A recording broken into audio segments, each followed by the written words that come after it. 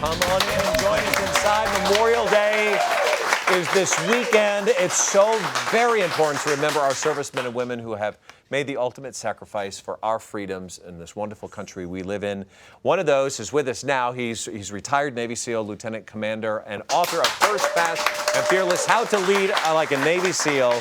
Ed Hiner's here and his wife, Wendy. Thank you for your service, first of all. Yes, I know SEALs. I know what you guys face. It is hazard pay through and through every single day. Deployed 9 times. 9 times, yes. The conversation, let's start right there between the two of you. Every time you walked out to go to work, Yeah. well, there was a very real chance you weren't coming back. That's right.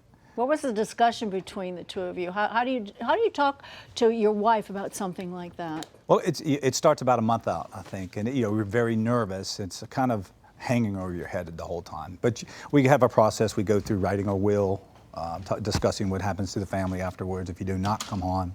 So it's stressful. It's a very it's a difficult thing to do, and to do it over and over again. Right. Very difficult. Wendy, did you have a plan if he didn't come home? Did you sit down and actually talk about what it is that you were going to do? I did.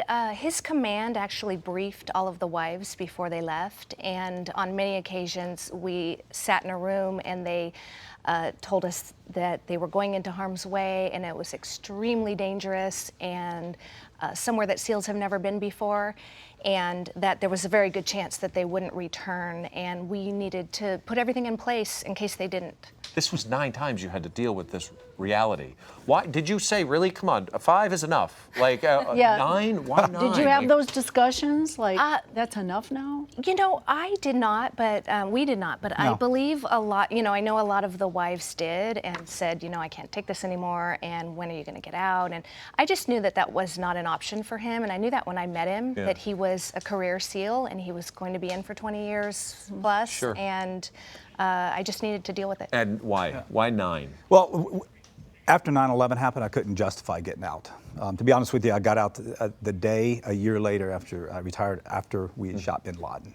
Figured that was a very significant day. Sure. So I launched my retirement papers the day we shot him, and I got out after that. Well, when he was deployed, did you have any idea where he was?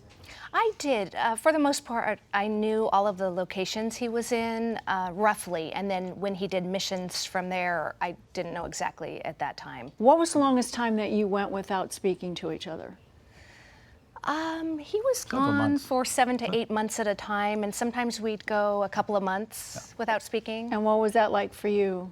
Were you like worried something had happened? Because you probably hear from somebody in the State Department, or if something had was happened. worried. Well, the 2 things that I didn't want to happen is I didn't want to see him on TV because I knew that was not good. That would not be good. And then I didn't want to see anybody at my door.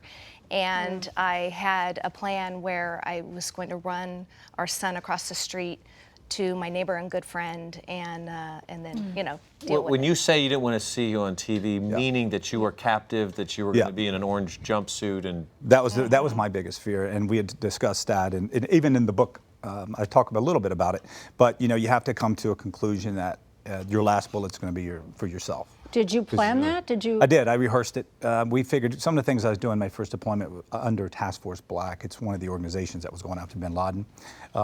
We were 2 men out in the city by ourselves, so we knew there was a good chance in running into contact and getting overwhelmed. So we all kind of came to the same conclusion that we would end it ourselves instead of being in a jumpsuit. So. wow. What was it like too when he was gone for long periods of time? Did people ask you where your husband was, or what does he do? Could you discuss any of that with them? That's an interesting question. When we moved to England, right after we got married, we didn't really tell anybody what he did. It was very close to 9/11, and we just decided it probably was a good idea to not tell anybody. And so, they kind of wondered where he was. And what did you say? We had some kind of cover story. You did?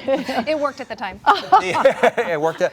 So, all right, you're doing your service. You're out doing this. You're not arguing, and you're like, there you go, honey. Here's your lunchbox.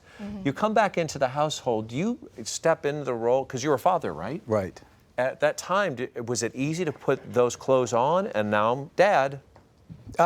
It's hard. It's a hard transition in your mind, because you go from, 24 hours earlier, you're in a very violent situation. Right. And then you come home. It takes a few months to adjust. How long did it take you? I think about 6 months, 3 months to really kind of get in the swing of it, I think, but. Did you have problems in the beginning bonding again with your son? Yeah, that's we had a picture, we couldn't find it, but at the airport, my last deployment, it was one of the kickers to get out as well. I have my 3-year-old son that I'd seen on Skype on his 3-year-old birthday, and he was looking at me like, ooh, I know this picture, and I saw him on Skype, but he didn't recognize me. And that's what did that do? What did you feel when you saw that? I was crushed. I'm like, and I just had a couple close calls in Afghanistan, so I figured, I'm rolling enough dice here. I think, But the thought of leaving him behind. But for those reasons alone, right there is why I have so much respect for all the servicemen and women in this country, what they give and sacrifice, the moments they miss of what life is built on, right? So how did you guys work out these differences? Because I understand you didn't get a counselor, you didn't go out, you sat down as a husband and wife and went through. She's a good boxer. I'm pretty tough. But we understand that 98% of marriages like yours don't make it. That's right. It's true. And I think a lot of lessons from the book, First, Fast, Fearless, really relate to, it's a business leadership book, but it really relates to life and how we should all conduct ourselves with other people and in life. And humility and being honest and truthful and really giving everybody the benefit of the doubt. And I think that's really important in a marriage. Well, we want to thank you both for sharing your story. It's very inspirational. Yes. Thank you so much. We have a gift for you. We thank you for making all the sacrifices you make. But we have tickets for you and your son. We have 5 tickets to go to the San Diego Zoo for you. Okay. So we hope you enjoy it. You'll have a wonderful time down there.